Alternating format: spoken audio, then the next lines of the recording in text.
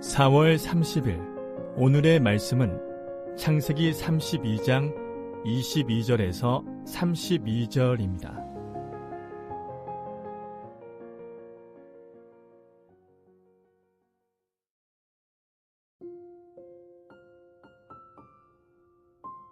밤에 일어나 두 아내와 두 여종과 11 아들을 인도하여 야복 나루를 건널세. 그들을 인도하여 시내를 건너가게 하며 그의 소유도 건너가게 하고, 야곱은 홀로 남았더니 어떤 사람이 날이 새도록 야곱과 씨름하다가 자기가 야곱을 이기지 못함을 보고 그가 야곱의 허벅지 관절을 치매 야곱의 허벅지 관절이 그 사람과 씨름할 때에 어긋났더라. 그가 이르되 날이 새려하니 나로 가게 하라. 야곱이 이르되 당신이 내게 축복하지 아니하면 가게 하지 아니하겠나이다. 그 사람이 그에게 이르되 내 이름이 무엇이냐? 그가 이르되 야곱이니이다. 그가 이르되 내 이름을 다시는 야곱이라 부를 것이 아니요 이스라엘이라 부를 것이니 이는 내가 하나님과 및 사람들과 겨루어 이겼음이니라. 야곱이 청하여 이르되 당신의 이름을 알려주소서. 그 사람이 이르되 어찌하여 내 이름을 묻느냐 하고 거기서 야곱에게 축복한지라. 그러므로 야곱이 그곳 이름을 브니엘이라 하였으니 그가 이르기를 내가 하나님과 대면하여 보았으나 내 생명이 보전되었다 함이더라. 그가 브니엘을 지날 때에 해가 돋았고 그의 허벅다리로 말미암아 절었더라. 그 사람이 야곱의 허벅지 관절에 있는 둔부의 힘줄을 쳤으므로 이스라엘 사람들이 지금까지 허벅지 관절에 있는 둔부의 힘줄을 먹지 아니하더라. 창세기 32장 22절에서 32절 말씀을 함께 묵상하겠습니다. 창세기 12장에서 50장에는 4명의 족장이 중심되어 나옵니다. 아브라함, 이삭, 야곱, 요셉입니다. 창세기 저자는 이들의 인생의 사건을 기록할 때 아무런 사건이나 아무렇게 배열하지 않았습니다. 이들의 인생에서 가장 중요하고 의미 있는 사건, 특별히 하나님의 백성으로 살아갈 때 큰 이정표나 터닝 포인트가 되었거나 또한 하나님의 입장에서 하나님의 언약을 성취하고 이루어 가시는 사건, 즉 구속사적으로 중요한 사건들을 기록했습니다. 이러한 측면에서 볼 때 오늘 본문은 야곱의 인생에서 너무나도 중요한 장면입니다.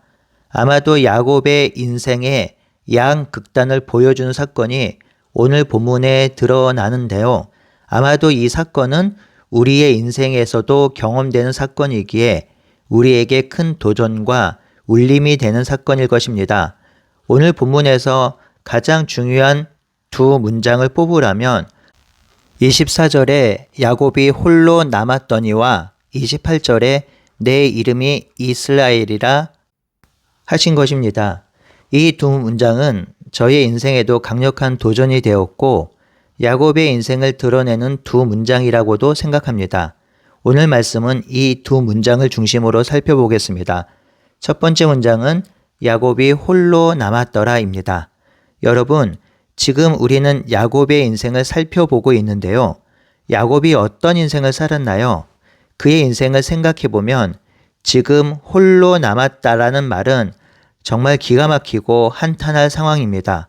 어머니 뱃속에서 먼저 태어나고 싶어서 형 에서의 발목을 잡고 나온 야곱, 팥죽 한 그릇에 형에게 장자권을 사버린 야곱, 어머니 리브가의 조급함에 편승하여 아버지 이삭을 속여 장자의 축복을 받은 야곱, 그리고 밧단 아람에서 라헬과 결혼하기 위해 7년을 잃었지만 라반의 속임수에 결국 14년을 일하게 된 야곱, 이 가운데 아내들의 질투와 다툼으로 마음 편할 날이 없었던 야곱, 라반의 속임수로 재산을 겨우겨우 지켜왔던 야곱, 그리고 라반을 피해 도망치듯이 나왔지만 결국 라반을 만나게 되고 두려운 가운데 언약을 맺은 야곱, 그리고 고향으로 돌아가는 때 에서가 동생을 만나러 온다는 소식을 들은 후 혹시 자기를 치러 온 것 아닌가, 자기를 죽이려 온 것 아닌가 생각하며 강력한 두려움에 쌓인 야곱. 여러분, 야곱의 인생이 이러했습니다. 정말 파란만장하지요. 20년 동안 속이고 속고 그러면서 4명의 아내와 아들들과 딸을 얻은 엄청난 거부가 되었지만 결국 지금은 야곱 홀로 남았습니다. 야곱은 평생 자신의 인생을 지키려고 자신의 재산을 지키려고 몸부림치고 살았지만 지금은 홀로 남았습니다. 사람을 의지하고 자기의 지혜를 의지하여 살았던 야곱. 그런데 지금 홀로 남았습니다. 야곱은 그렇게 홀로 남았습니다. 그런데요, 여기서 홀로 남았다는 표현은 단순히 혼자가 되었다, 아니면 혼자 되어서 외로운 존재가 되었다는 의미의 홀로 남음만은 아닐 것입니다. 월터 브루그만은 이 장면을 설명하면서 야곱은 자신이 의지했던 모든 것을 강 건너편으로 보내고 마침내 자기 자신으로 하나님 앞에 서게 되었다고 설명합니다. 그러니 여기서 홀로 남음은 신앙적인 측면에서 영적인 측면에서도 보아야 합니다. 즉 지금까지 자신의 힘으로 자신의 능력으로 축적하고 쌓아 올린 모든 것을 상실한 채 이제 단독자로 드디어 하나님 앞에 서게 된 것입니다. 자기가 의지하고 자기가 사랑하고 자기를 보호하고 자기를 지탱했던 모든 것을 상실한 채 결국 홀로 남은 것입니다. 즉 야곱은 이제 더 이상 재산도 가족도 인간적 계산도 붙잡을 수 없는 상태가 되었습니다. 야곱은 홀로 남아 단독자로서 하나님 앞에 서 있습니다. 홀로 남게 된 야곱, 이때 무슨 생각을 했을까요? 이때 어떤 마음이 들었을까요? 아마도 자신의 인생을 돌아보았겠지요? 자신의 삶을 돌아보았겠지요? 자기의 열심으로 살았던 20년의 삶을 돌아보았겠지요. 어린 시절에 형에게 팥죽 한 그릇으로 장자 산 것을 생각해 보았겠지요. 리브가의 조급함으로 이삭을 속였던 것을 생각했지요. 만약 이런 생각을 한 야곱이었다면 설마 이렇게 생각했을까요? 내가 참 잘 살아왔다. 내가 더 열심히 살았어야 했는데, 더 노력했어야 했는데, 확실히 밟고 일어서야 했는데 이런 생각을 했을까요? 아닐 것입니다. 그는 홀로 남겨진 상황에서 자신의 인생을 돌아보며 자신을 성찰했겠지요. 결국 열심히 살아왔지만 홀로 남는 것이 인생이구나. 결국 홀로 남겨져서 하나님 앞에 서는 것이 인생이구나 라고 생각했을 것 같아요. 야곱의 생각을 더 진전시킬 수 있지만 상상이기에 이 정도로 야곱의 생각을 정리하겠습니다. 성도 여러분, 우리도 그럴 때가 있습니다. 열심히 살고 열심히 돌보고 열심히 애들 키우고 무언가 열심히 한 것 같은데 홀로 남겨진 것 같은 생각? 아니, 진짜 혼자 홀로 있을 때가 있습니다. 내가 살아온 인생이 정말 무엇이었을까? 왜 이렇게 열심히 살아왔을까? 이렇게 생각할 때가 있습니다. 다 부질없고 잘못 살아왔다고 생각할 때가 있습니다. 그때 우리는 낙심하지 말고 낭망하지 말고 우리의 인생을 천천히 돌아보면서 성찰해야 합니다. 그때가 찬스이며 기회입니다. 내 인생을 돌아보고 더욱 성장시킬 기회입니다. 이제 두 번째 문장, 야곱의 이름이 이스라엘로 바뀌었다를 살펴보겠습니다. 24절에 보면 어떤 사람이 날이 새도록 야곱과 씨름하였다고 기록하지요.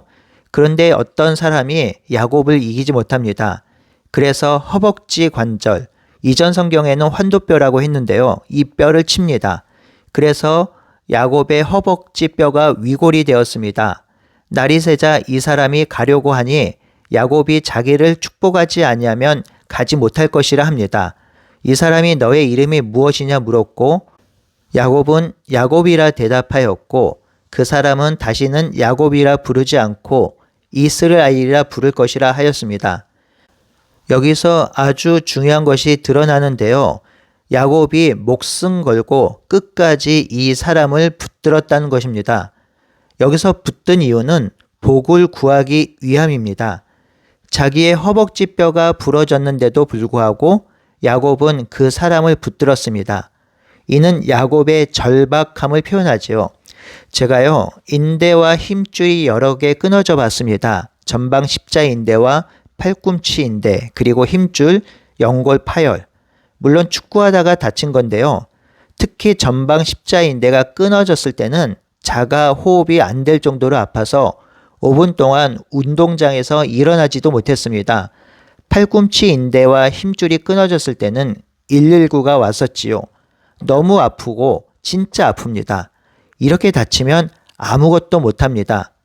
그런데 야곱은 허벅지 뼈가 위골이 되었는데도 불구하고 이 사람을 놓치지 않고 있습니다. 무슨 말인가요? 사생결단으로 이 사람을 붙든 것입니다. 왜 그렇게 했나요? 야곱이 지금 홀로 남았기 때문입니다.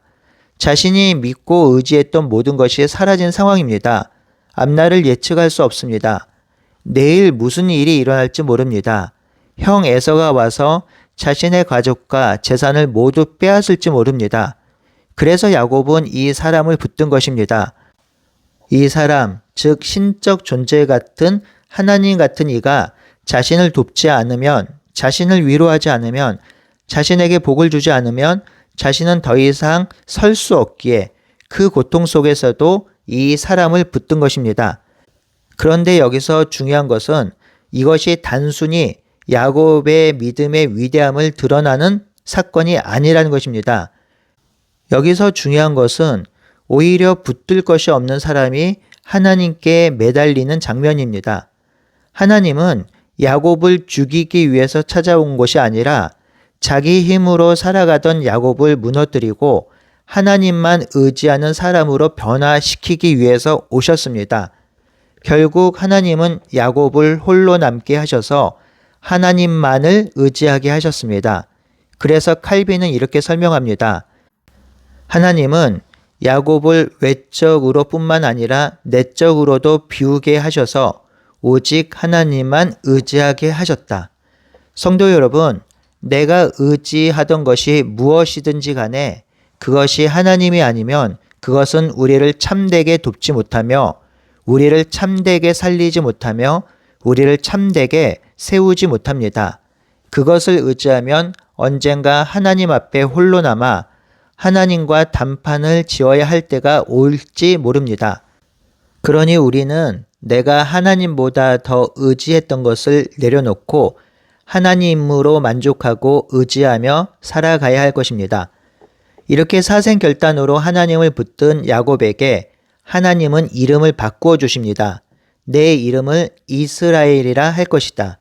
그런데 여기서 이스라엘이라는 이름은 단순히 하나님을 이겼다라는 의미만이 아닙니다. 오히려 하나님과 씨름하는 가운데 자기 힘이 깨어지고 하나님께 붙들린 사람이라는 의미가 더 중요합니다.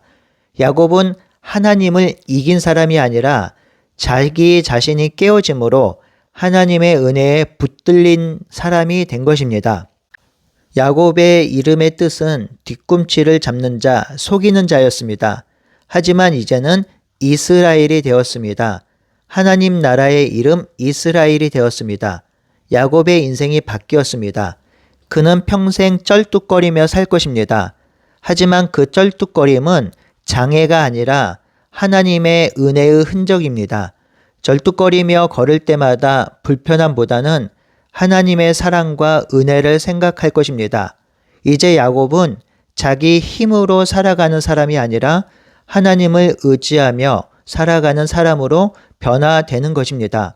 성도 여러분, 하나님은 오늘도 우리를 홀로 남게 하실 때가 있습니다. 우리가 붙들었던 것을 내려놓게 하실 때가 있습니다.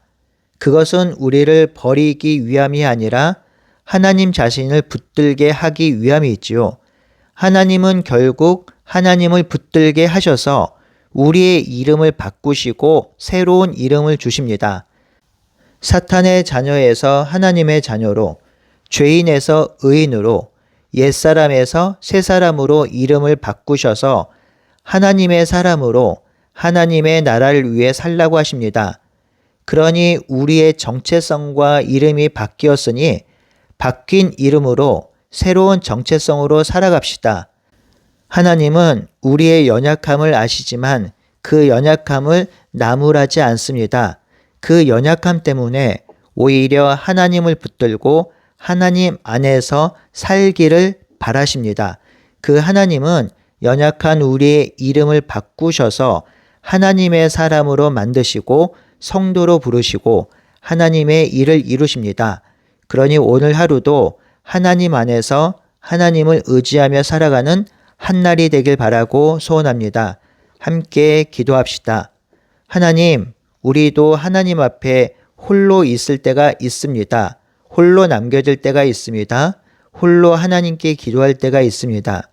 그때마다 우리가 의지했던 것들을 내려놓게 하여 주시고 하나님만 의지하며 사는 우리가 될 수 있도록 인도해 주시옵소서.